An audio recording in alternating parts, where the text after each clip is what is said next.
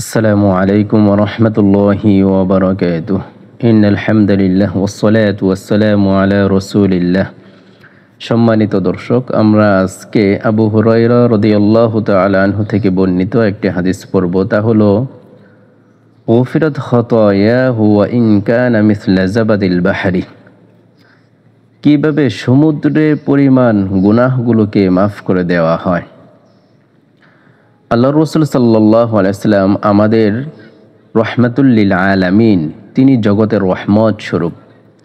তাই আমাদের জন্য একটি হাদিস বলে দিলেন, যেটা হলো তোমার গুনাহ যদি সমুদ্রের ফেনা পরিমাণ হয়ে যায়, তারপরেও তুমি যখন প্রত্যেকটি নামাজের পর বলবে 33 বার সুবহানাল্লাহ, 33 বার আলহামদুলিল্লাহ, 33 বার আল্লাহু আকবার, তারপর তুমি যদি বলো লা ইলাহা ইল্লাল্লাহ ওয়াহদাহু লা শারীকা লাহু লাহুল মুলকু ওয়া লাহুল হামদু ওয়া হুয়া আলা কুল্লি শাইইন কাদির, তাহলে 100 বার পরিপূর্ণ হলো।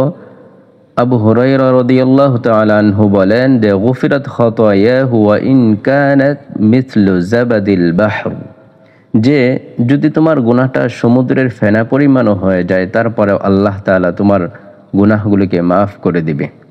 তাই আমরা প্রত্যেকটি নামাজের পরে 33 বার সুবহানাল্লাহ, 33 বার আলহামদুলিল্লাহ, 33 বার আল্লাহু আকবার, তারপর লা ইলাহা ইল্লাল্লাহ ওয়াহদাহু লা শারীকা লাহু লাহুল মুলক ওয়া লাহুল হামদ ওয়া হুয়া আলা কুল্লি শাইইন কাদির। এই দোয়াগুলো আমরা রীতিমতো প্রত্যেক দিন আমল করব। আসসালামু আলাইকুম ওয়া রাহমাতুল্লাহি ওয়া বারাকাতুহু।